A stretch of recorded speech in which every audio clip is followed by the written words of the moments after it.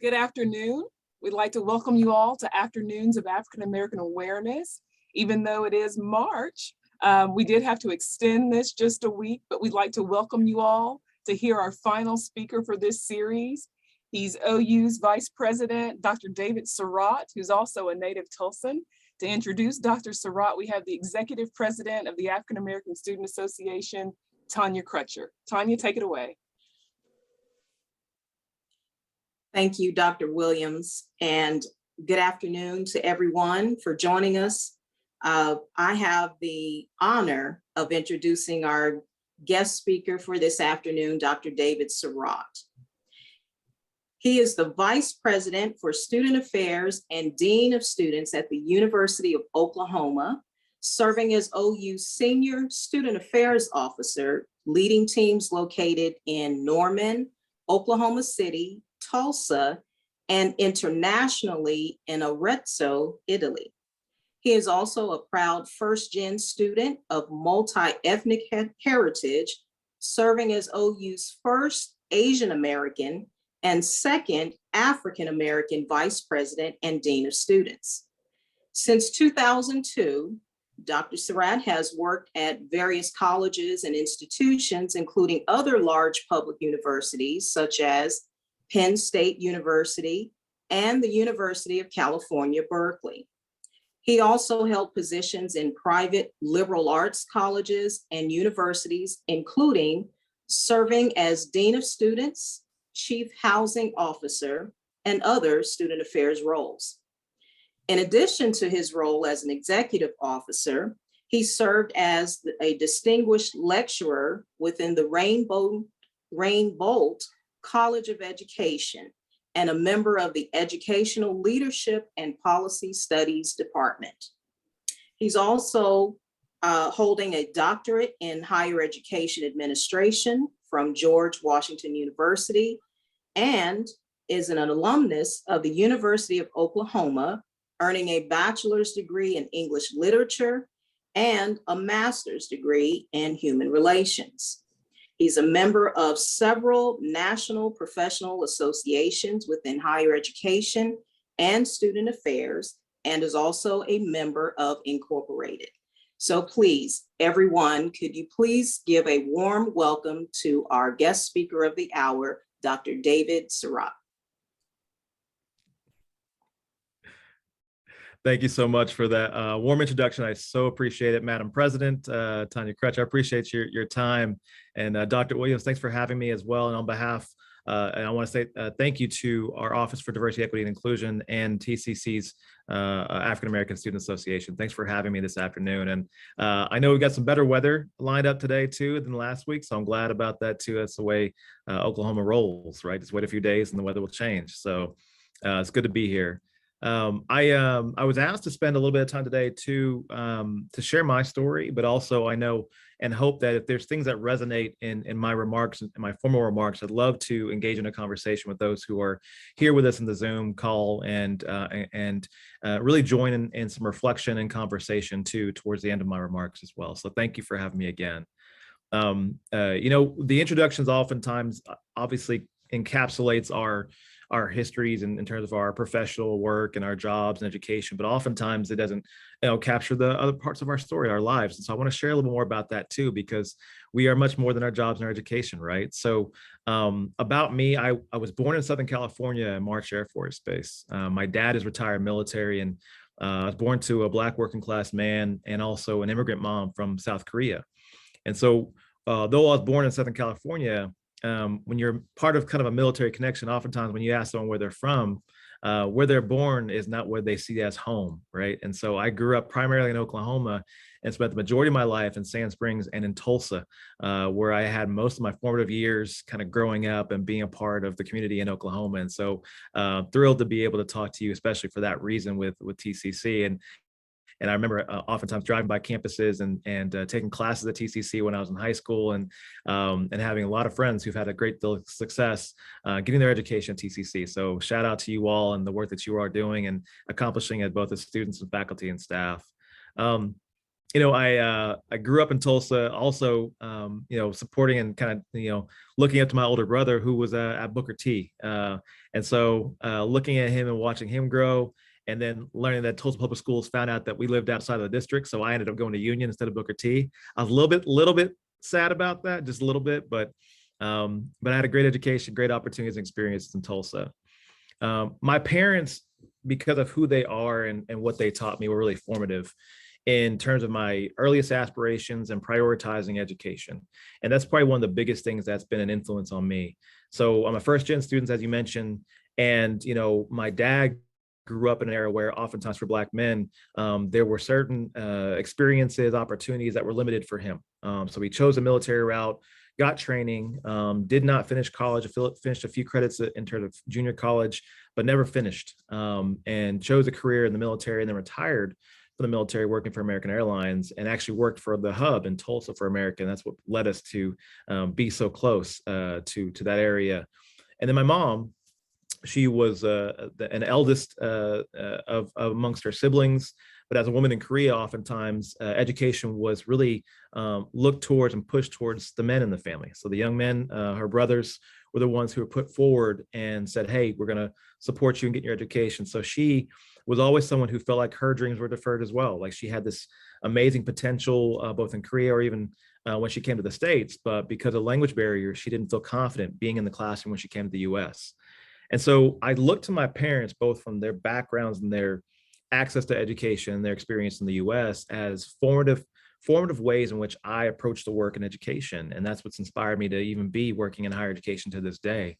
The opportunities that they lacked, they wanted to make sure that I had an expectation that I continue on with my learning, that I continue on going to get my degrees at OU, and finishing up with my doctorate at George Washington. It was an amazing thing for not just me, but for my family. And so that idea of being first gen, the expectation of education, really has formulated kind of my philosophy and approach to the work too. When we think about our experiences, OU was foundational for me. I found mentorship and friendship in different ways. I found extensions of friendships, and also I found my wife actually as a student at OU, which was amazing to have that, my best friend and partner from that experience. I found my brothers through Alpha Phi Alpha Fraternity Incorporated as being actually one of two folks in my line who were actually both half Asian American, half African American, and one of the first in our chapters to cross. We found community, we found service, we found this idea of dedication to community and extension beyond ourselves. And I found my voice in the idea of my whole education and process at OU. And so, that was an important part of my learning. And I'm really glad to be back here at OU as part of my career path after leaving and going to the East Coast, then West Coast, and back here. When you think about career paths and when you find sort of your niche or your calling, oftentimes there's a convergence of four major elements that I oftentimes teach our students here at OU, or I even talk to my mentees about. Those convergences are, what are things that I am accomplished at or good at, right? That's the first thing. The second, what do I love? The third is, what does the world need or what do others need?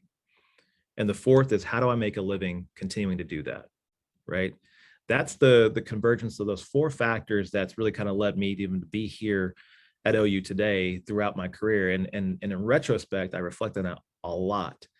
And there were probably two formative experiences in my career path that are embedded in that description and introduction that Tanya gave to me.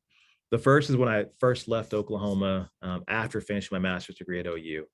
I was someone who at one time was an aspiring attorney and realized I didn't have a passion for the law, but I had a passion for working with people and working within complex organizations. And so I left. And my first job offer postmasters was at Penn State Mont Alto. It was actually one of the smaller campuses within the Pennsylvania State University system. They had 10 Commonwealth colleges within the system. And so when I got to Penn State Mont Alto, I'd been there for about a year. And it's a smaller campus in a rural part of South Central PA. And I didn't know that I would thrive in a place like that, but I learned a ton.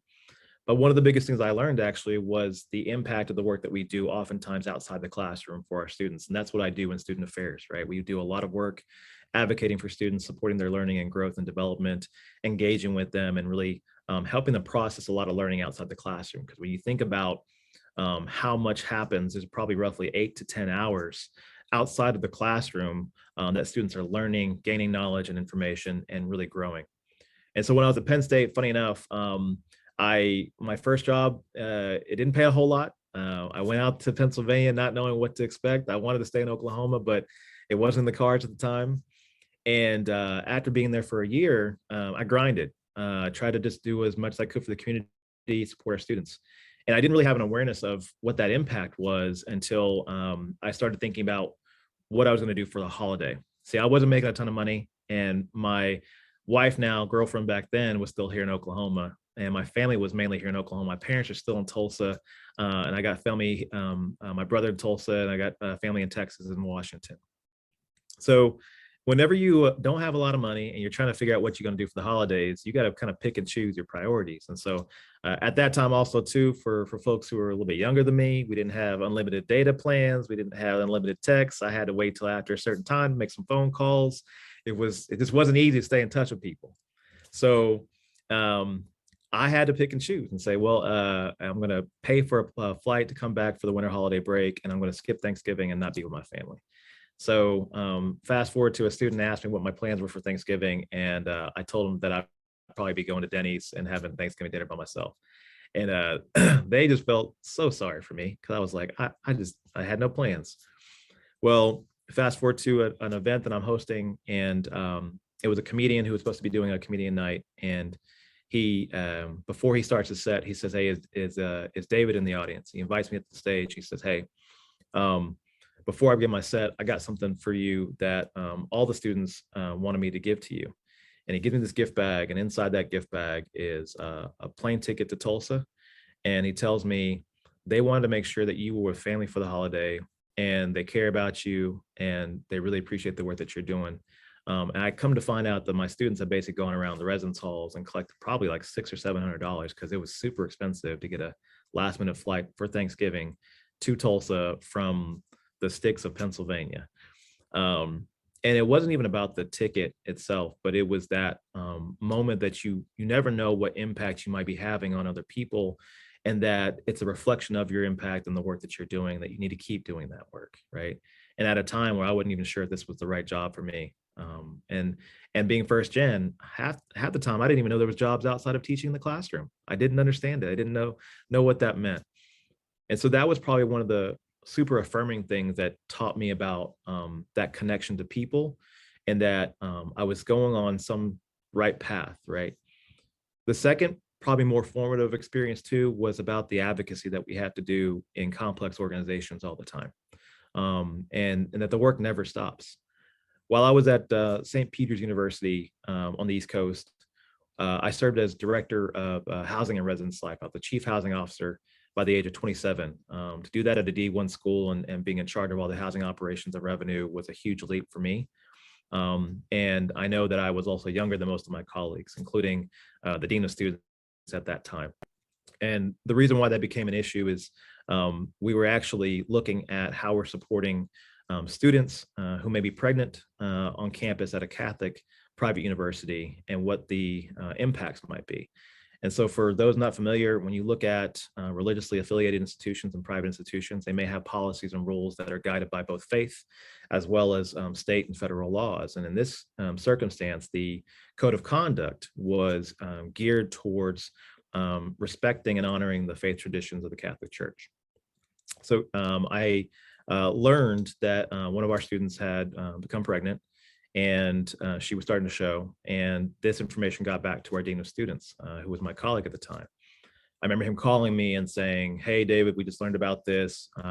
This young woman, unfortunately, will have to leave the university, and I'll start working the process for a conduct case. And I said, what's the conduct violation? He said, it's a violation of our sexual misconduct code policy. And it took some time for me to think about that, but I just said, like, well, how's that work? I said, are we going to contact the father? because I'm sure I think I know who the father is, and he may be here on campus too, enrolled.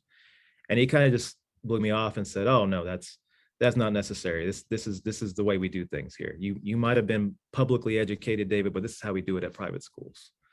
And I said, "Okay, this doesn't make sense to me still." And so we had an ongoing conversation, and it turned into even outright debates about how we're looking at equitable ways in which we set policy. What is the impact on our students?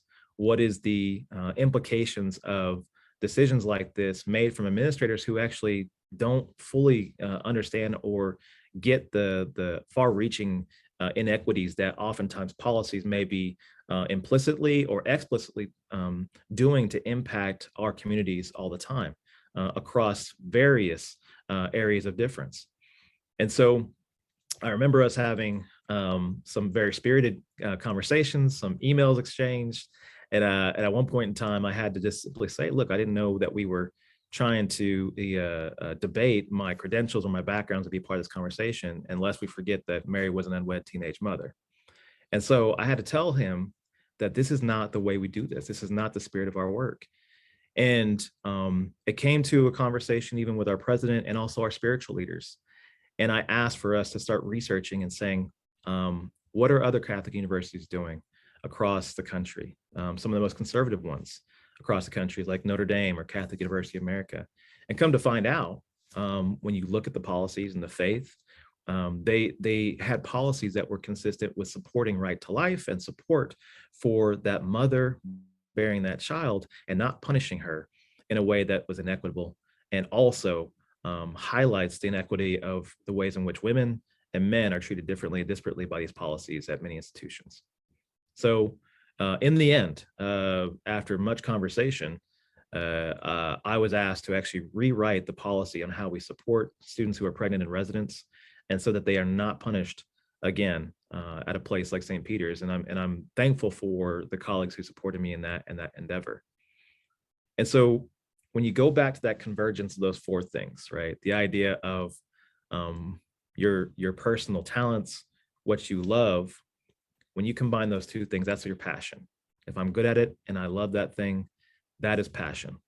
And I found a passion in connecting with young people and students and college age folks who are learning so much about life and trying to engage in so many different things.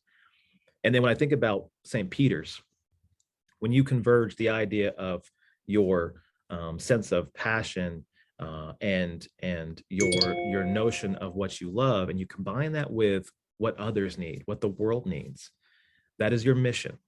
That is your personal mission. When you combine those two, that's the ways in which we figure out how do we use those talents for the good of others and not just for ourselves. And when I think about what landed me here at OU and in Oklahoma, and I'm so thankful for, and feeling needed in different ways, when you combine that notion of what the world needs, what your passion is, and what you're good at and what you love, to a sense of how do I make a living doing that? That is your vocation. That's how you choose a career path, and it's not just a job, because a job is only a job. It's just, what am I good at, right? And how do I get paid for it? That is a job. But when you find your vocation and your calling, and you combine those four factors, that's what I'm lucky enough to do every day with my colleagues, with our students here at OU on a regular basis. And it gets me to actually meet amazing people like you all here on this Zoom call. When you think about the history of higher education, oftentimes it didn't look like us. And many of the folks on the Zoom call, it did not serve many of the folks on the Zoom call. For hundreds of years, it was a place that was institutionally not built to serve anyone except for those with privilege, and those with certain types of access to resources in society. And I tell our students all the time that the very existence of diversity and passion to make positive change and have community impact is a source of revolution in many ways in terms of shaping society. And I'm so grateful to be part of that every day. I had a retreat recently with many of our student leaders who are elected and participating on campus here at OU. And one of the things I left them with was that I reminded them that when they are meeting challenges to simplify all those issues and continue to move forward, but I also reminded them too that they are prophets. When I look at them, I literally see the future of society. I see the future of our work. I see the future of leaders who are going to be shaping so much about what we do and what we experience. And they're literally, they're at the budding stage, and I get to see and peer into the future all the time when I do my work every day. So when I see them, I see prophets who are going to be informing the ways that I understand and learn about society as well. In the past 3 years, I've been grateful to be back at OU as an alumni, as someone who's been able to participate in a number of different changes with 2 presidents in my time, basically in the last 3 years. Significant amounts of change from the federal level, looking at campus climate and culture, and actually literally on my second day of the job, helping mediate and moderate protests that were happening on campus. We've got a lot of work to do, but I'm proud of the work that we get to do every day. And the opportunities to advocate for our students and gaining their education, the opportunity to shape their leadership skills and their dedication to service, to help with their well-being and their holistic learning, and to help them find careers and their own kind of passions and exploration too. And so I just want to leave kind of this open now for some question and answer, but just really emphasize those convergences around how we find our purpose and our calling and the ways in which we move forward in the world. So with that being said, I wanted to end my formal remarks, but open up the questions too for folks who are on the call. And again, just share my appreciation and thankfulness for your time today. So love to open up the questions. I'll check the chat too if you don't feel comfortable talking, but feel free to throw some comments in the chat and I'll check that too. Thank you so much, Dr. Surratt. Now, the floor is open, or the screen is open, right? For questions for Dr. Surratt, who'd like to be the first one.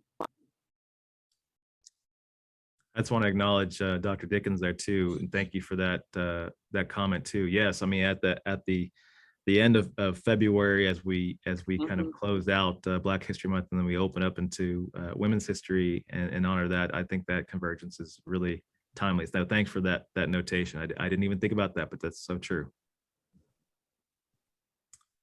Ms. Crutcher. Yes, thank you. You touched on a lot of different elements, but I like how you talked about the 4 convergence questions that we should ask ourselves. So as I'm actually an older student, but for younger students, the question number 3, what does the world need? What would you say to kind of narrow that down into like specific categories to help them to understand or find their niche into what they can accomplish to meet some of those needs? Yeah, no, I think that's a really intentional conversation that, and it's probably the reason why I even start with the notion of saying, continuing to think about what are some of the both natural talents, but also things that you continue to work on and develop and aspirational talents that you have that combines that with what others need. Oftentimes though too, it's reflective time. We don't give ourselves enough time or grace to even think just about on issues or problems in the world that we're trying to solve. A lot of times it could be inspired by things that resonate with us emotionally and personally. For me, I probably think about the ways in which I came into my career because of the passion that was infused in me with my parents' story and the way that history touched me, because I think about the opportunities that might have been lost for my parents because of who they were or the generation in which they grew up. Or I think about the struggles that I see with friends and family who, because of a lack of access to education, might have had a different path in their lives. And so that fuels me, and that's where I kind of lean into that notion of what do others need, and how does that connect with my talents, right? I also know that I am I'm not a great, let's see, one of the things well, I'll tell you what, law school was the very thing that I was like, I'm not, I feel it in my soul. I don't have the passion for this consistency and patience to go into law. I love the practice. I have family members and cousins who are judges and attorneys. And when I even talked to them, I just said, this is not my path for whatever reason. You've got to listen to that gut, and you've got to listen to that instinctual kind of conversation with yourself. It's a point of privilege to sometimes have time to reflect, but if you can find those moments to just simply think, okay, what is speaking to me, and where do I go? That becomes really important. I talk to our students here even about that, because sometimes they get enamored with a title or enamored with aspects of jobs that really is fueling this notion of I don't know, personal gratification, as opposed to what does it mean to be motivated by something that's bigger than that. And so I challenge them to think about that too, because oftentimes when we make any decision, it's basically motivated by probably four elements, right? It's this notion of fear as an element that we make decisions, a notion of self-indulgence or self-gratification, a notion of duty and responsibility, and a notion of love. And so when I tell them, you're going to have all four elements of those things that develop your choices on a regular basis. But what you want to do is have balance. And my hope is for you to do things out of love and duty more often than you do them out of fear or self-indulgence. And you'll have the right balance in life. And that's what you should be guiding yourself and really trying to lean into on a regular basis. So I hope that answers the question. Thank you. It did. And I like that. Base your decisions on love and duty more so than fear and self-indulgence. And self-indulgence. Yes, I'm choosing the right word. Thank you for that. Yeah, that did answer it. Thank you. Thank you. Dr. Surratt, Dr. Muse does have a question in the chat for you. I don't know. Can you see it there? I can see it now. Yes. Okay. Okay. And I can unmic if I need to. I just posted it there. Yeah, no, thank you, Dr. Muse. Feel free to speak up. Yeah. Well, thank you. Like I said, thank you for your words of wisdom. I think that they are inspiring. And as has already been said, it's important for you to be here in this time, in this season when we're celebrating women. But my question was about your transition from the private sector to the public sector, and just kind of what that was like for you, especially when you're advocating not only for gender issues, but other issues that have come up. How do you see that that's been different for you, if it has been different? Mm-hmm. Yeah, in the higher ed landscape, and this is actually probably in every industry, you have to take into organizational context about mission and culture and values all the time. And the funny thing is, I had never seen myself going to private schools or private religious colleges in my career, but I was open because of mentorship. A mentor of mine said, "Hey, you've had really great experiences at public institutions," and he said, "You should consider looking at a well-rounded opportunity to learn what the difference is in organizational climate, and part of that learning is experiencing it firsthand." So, the story I shared was probably one of the more challenging ones, is trying to navigate that intersection and sometimes the competing interests and how we try to manage either social issues or social problems that might also be particularly biased from a religious or lens, right? Where we might not have those same challenges in public institutions. The funny thing is, though, I really overall liked working at private liberal arts and religious institutions, because it actually created a little bit of a freedom to explore religious and spiritual identity, in addition to other forms of identity that exists on college campuses in a more open and complete way than I had at public institutions. And funny enough, I had worked at St. Peter's as a housing director, but then later on, I became the first actually male dean of students working at Rosemont College, which was originally traditionally all women's college, and they had just gone co-ed. And I got recruited to work there because their their order of sisters had a very similar philosophy to the Jesuits at St. Peter's College. And so when I interviewed, I said, if you're okay with this Baptist kid from Oklahoma working for y'all, I'm good. Like we can make this work. And I got to learn a lot from that order of sisters who were engaged in a lot of education and actually had some really powerful work around their mission for urban education and diversifying access to education for a lot of people in Philadelphia. And so I think there's aspects for every organization that goes back and forth about whether it's a good fit for you or not. But there are certainly organizations that I knew didn't fit my value system too, that were religious affiliated, that had a much harder stance when it came to certain types of identities, whether it be support for LGBTQ folks or having problematic kind of histories that they didn't really quite atone with in terms of the ways in which mission work inflicted a lot of harm historically on indigenous populations or others in US history. So part of it is just trying to walk through that, right?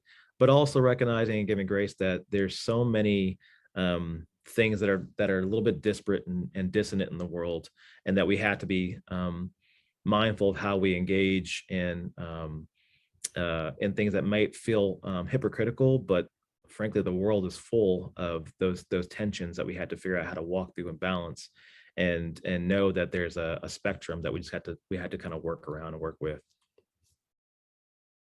Great Thank question. you for that. Yeah, thank you for sharing that. Yeah, thank you. Hi, everybody. Hello. Thank you for that wonderful speech. It was very inspiring. I had a question. I'm Day, by the way. I'm the ASAP president for the Southeast Campus. I had a question because you talk a lot about knowing really what motivates you. And then we all know what we want to do and how we do a job, but it's more about why we do it. And it's just what makes us wake up in the morning to go to work. And with the new generation, with the Z generation, just having this big quitting all around and people struggling to get the job they want, especially after graduating from college, what is your advice for people to actually stick to what they want to do when it comes to just getting your college degree and you're not just comfortable accepting any job in the field because you just feel like you're not paying your worth at this point? So it's just been a struggle for other people to go to college, pay all this money, get a degree, and end up working a regular job. So what's your advice on that?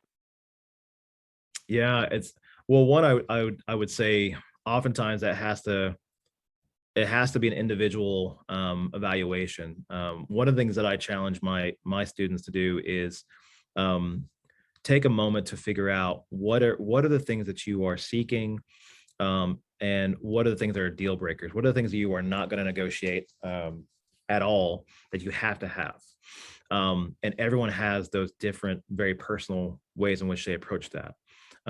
So I joke with them and say it's almost like you're trying to figure out like what's like an ideal like matchmaking, or even like if you're looking at dating, what are the top 10 things that you're seeking in an opportunity? What are things that you hope for?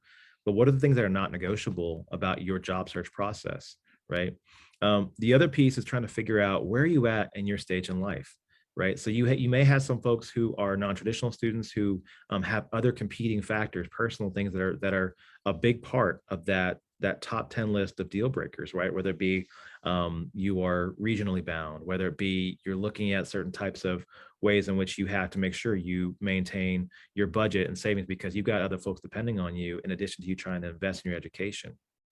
But the biggest thing is trying to make sure you have your why. Like oftentimes we have to compete sometimes about what we want now versus what we want most. And sometimes we had to oftentimes figure out what are we willing or able to sacrifice now to get what we want most later. And so I oftentimes talk about the value of an education, of the value of a degree. The data talks about ways in which we have usually more options for either career growth or more opportunities for increased salaries with increased education. But I also tell people too, do not sleep on the experiences of, frankly, two-year colleges, junior colleges, and vocational schools that give you opportunities too, that guide you in a way that's very specific in terms of industry and job placement. And so I think there's room for everything. Before I came here to Oklahoma, I was working in the University of California system. And what I actually loved about their system is that it was stratified in a way that made sure that everyone who was seeking some type of advanced degree or learning opportunities after high school had some type of opportunity. And they had a stratified system where you had research universities at one level, you had teaching universities in the Cal State system, and you had a robust two-year college system that also gave access to individuals too. So depending on what your vocation and your interests were, you had a pathway to gain access, right? The other piece I'd say is we've just got to do better as a country, frankly, and as universities and colleges to figure out how do we continue to make education as affordable as possible. We recognize in the last 30 years, divestment in public education has been brutal, and it's made universities more dependent on tuition dollars and fundraising to try to just maintain and survive. COVID's made that harder in the last 2 years too, because universities that were basically living paycheck to paycheck are either assessing their numbers and having to shut down, or look at collaborations or innovations to stay open. And so that's the part that I wish I'd be rich if I could solve that right now, but I know it's a big part of the issue that we've got to figure out and maintain is how do we keep the costs down as much as possible, but don't lose sight of showing what the investment is worth long term when it comes to education too. There's tons of benefits that we have to maintain that support for access to education, and I see it every single day in terms of students who are finding themselves, finding their passions, and finding their career paths. Thank you for that. No, thank you.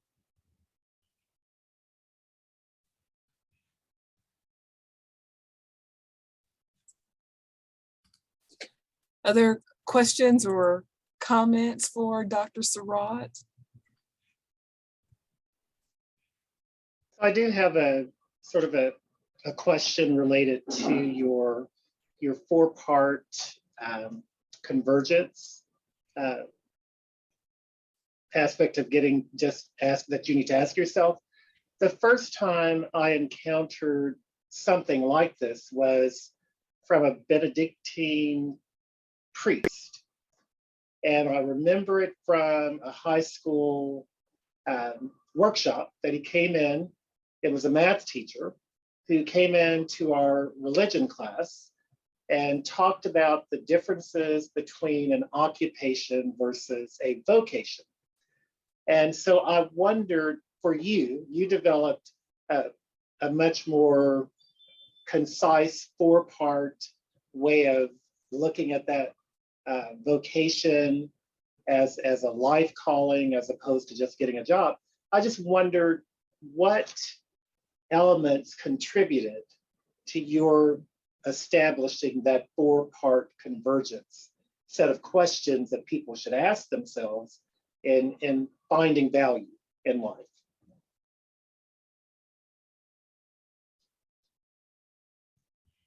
I think you're on mute, or I can't hear you. Can you hear me now? Yes, I can. Okay, sorry. I lost connection. Apparently my internet lost some stability there. So I heard the last I heard you were talking about the experience with the Benedictine spiritual leader who had talked about vocation and occupation, and I missed part of your question. The rest of that. Can you repeat it for me? Sure. So I was just sharing that the first time I'd heard about occupation versus vocation in terms of, and it has always resonated with me that, you know, we often pursue a job versus pursuing a life calling. It has made all the difference, and I was probably in 10th grade or so. It has made all the difference in my decision making, or I can pursue my vocation in any job I have, any encounter I have, because it's a life calling. And So I just wondered, that was my encounter with it through this Benedictine brother. And I wondered, when you established the four, and for those who weren't here, I'm just going to paste it back in the room just in case they missed it, that four-part question that you have established, what were the influences that helped you come to that concise sort of four-part question? Thank you. No, that's a great question. And yeah, and I cannot take credit for that. This is actually something that I've sort of internalized and borrowed from Hindu and Buddhist traditions, and the ways in which the kind of discipline around Buddhism and the training and spiritual training and that discipline is focused on, and that's where I was inspired actually too, right? And this is actually what I love about, honestly, and what I'm so grateful for, is that we all are all a product of our experiences in very comprehensive ways.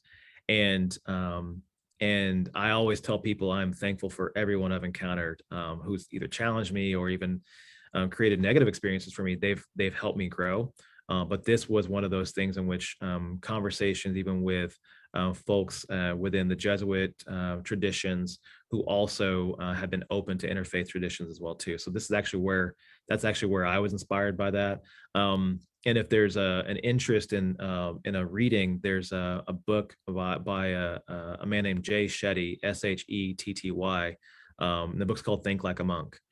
And that was one book that was really inspiring to me, and still shapes the way I approach a lot of different things. So that's a great question. Thank you for that. And I saw a note in the chat too from Melissa. And Melissa said, I appreciate you sharing about your experiences and insight. What themes have you found provide the most support for minoritized students in and out of the classroom? Great question. One of the things that I probably work to do is look at both ways in which leadership presence, especially in predominantly white institutions, shapes a lot of meaning and experiences for students who are underrepresented in different organizations. So for me, I do say that both ways in which we show up as leaders for our students gives meaning in many ways. I've been working at a lot of institutions, and more often than not, I'm one of the few folks of color in those spaces. And so I find ways to make sure that I am humble yet open to making sure that my presence is known, not just for me, but that motivation is for others, that they see themselves in me when I walk into spaces. I remember actually having a grad student of color who came up to me, and it was brave of them to kind of come up to me and tell me about myself. But I remember I was in a meeting in a speaking engagement, and I downplayed my degree, downplayed my education, and I just simply kind of just was very humble, right? So I grew up thinking like, I don't want people to think that I think I'm better than them, because I'm not. But I remember this student coming up to me and was like, David, like, I see you and you don't realize that you're making yourself small, and your colleagues who don't look like you are not doing that. And so they're like, you're Dr. David Surratt. And I was like, my mom named me David, so that's how I always am. But I also get what that student was saying in these moments, sometimes it's important for students in the audience who see themselves in you to know that that degree is attainable, that your position or your job is attainable, or they can just simply see you as a leader that can be respected and trusted. So that was one thing that I try to do, is make sure that I work in a way that proclaims and shows my values, because you never know who's watching. You never know who's paying attention, right? The other piece that I look at is I try to understand data and look at information that people may not normally always pay attention to. We are walking through worlds where oftentimes we're biased to look at the experience of those who are in the majority. And oftentimes that's important to note. But we also have to look at the disparate experiences and try to do our best to be radically empathetic to the experiences of someone who may lack the same access, or the same representation, the same amount of resources that others may have. And I hearken back to that story at St. Peter's, because oftentimes the story of a young woman who is pregnant in the college environment doesn't really come up. It doesn't bubble up very easily until you start looking at policies and trying to see and ask yourself the question, are we doing the best we can for our students? And are we doing this in a way that still speaks to our values and speaks to our commitment to our students holistically? It's a super hard job sometimes because you're going to inevitably miss things. We all have inherently biased ways in which we show up, which is actually the other thing that I emphasize, is that you have to continue to push and urge for diversity in organizations, because the assumption is that many of us will have certain things that we miss or don't see. But if we don't have diversity in our organizations, and we don't also open ourselves up to be humble in the way we lead and ask those questions of others to help give us feedback and guide us, that becomes a huge issue too. Intellectual humility in the process and the way we lead helps us find solutions, or find out problems and then find solutions to solve them too. So those are the kind of things that pop up for me in the way that I lead. I think the one other thing that I would say is that I try to make sure that I use my positional privilege to give voice to other people in my organization to help solve problems all the time too. So as you all are in organizations, institutions, you have varying levels and degrees of people who have authority and ability to make decisions or execute on certain things. But oftentimes we have a gap in our thinking that just because you have a leadership title, or you're a director, or you have this education or this degree, that you're done learning.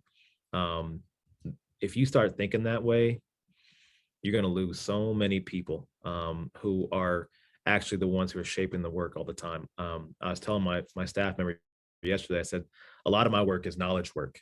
And so oftentimes I'm thinking and processing certain things, I said, but I don't execute anything. I don't have any impact without the support of my team.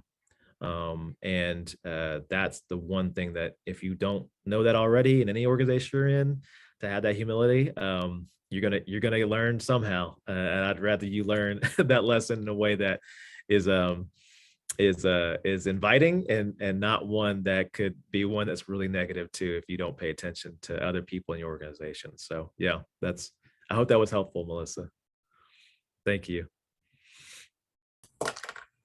I had a quick question about, I don't know, I came in late. I don't know if you talked about this, but how do you accommodate your international students, and how do you make them feel, part of the community?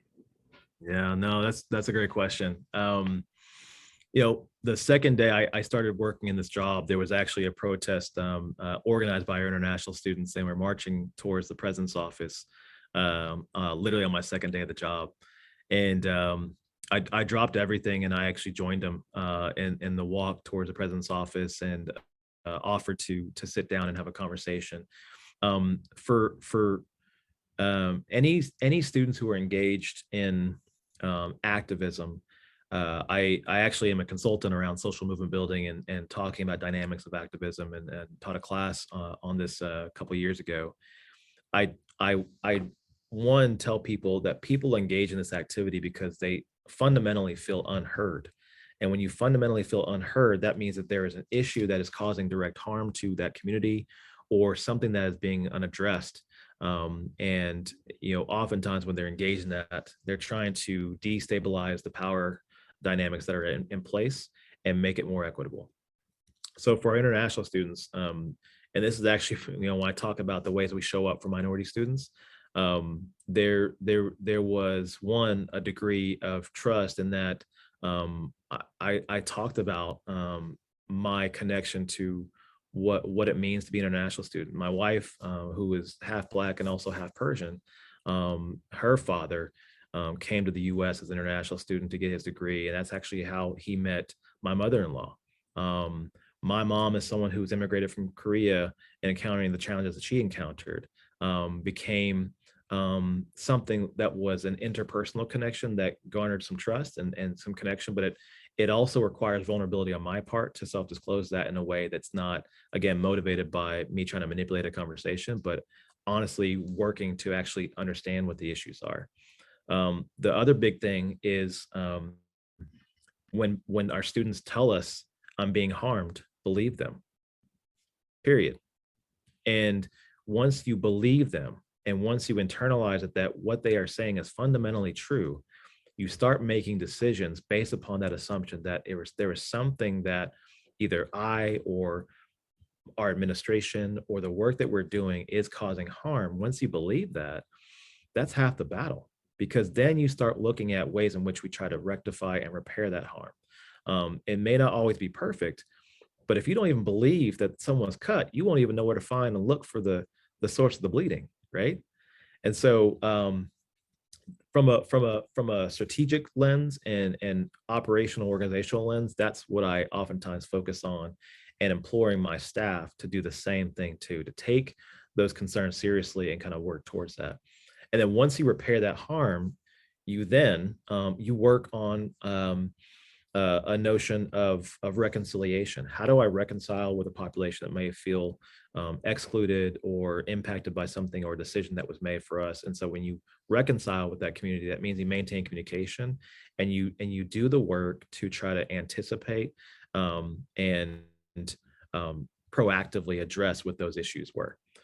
For us at that time, it was there was some financial impacts that were disparately impacting international students, because at that time we were working on trying to do more billing collecting on certain things, and so they lowered the threshold of what account balance you could have before you were kept out of enrolling in classes. But that was not communicated to students. And when you have international students who have different access to resources, different visa requirements, different administrative demands, all these different things that compound, it'll make you feel like if you empathize with that student, especially international students who have a lot more accountability and a lot more at risk with governmental entities and Homeland Security, it can feel like OU's against you. OU's pushing back against you and doesn't want you to succeed. And it's not the intention, but it's the impact. And so once I got my staff to realize that, once we got to work together to understand the issues, that's what our focus was. How do we continue to maintain those connections and proactively solve issues? Again, not perfect, but that's important for me, is focusing on how do I create a sense of trust and communication, and then how do I work with my staff and my teams to make sure they're thinking about and proactively think about the issues that might be impacting our international students. Thank you for that question. Thank you. Dr. Surratt, would you like to leave us with some final words before I give some thank yous here to sign off for the series for this year? Oh, no, I've talked enough. I No, appreciate you haven't. I would say we have all enjoyed you this afternoon. This was worth the wait. We were supposed to have you last week, but we were snowed in, but this was well worth it.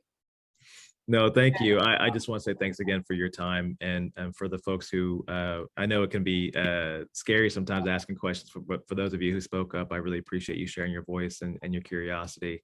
And feel free to stay in touch. If you're on social media, my Twitter and Instagram are open. Feel free to reach out that way, or feel free to email me at dsurratt@ou.edu. I appreciate it. Right. Thank you so much. And we also want to thank our African American Student Association, our officers and members for just participating in this series and for helping things to move along. And I have to give a huge shout out to my team of co-advisors who helped make this work, and especially Dr. Dickens. He gets these Zooms together for us to make sure that everything flows and all this stuff is posted. We want to thank our DE&I office, our Office of Student Life. And I also have to thank my colleagues who are on here, who take their time out of the day to participate with the African American Student Association and to just support African American History Month. So that's all that we have this year for afternoons, but you know that we'll be back in 2023. So look out for us, and everybody just take care and be safe. All right, that's it. Wonderful. Thank you. Bye. Bye-bye.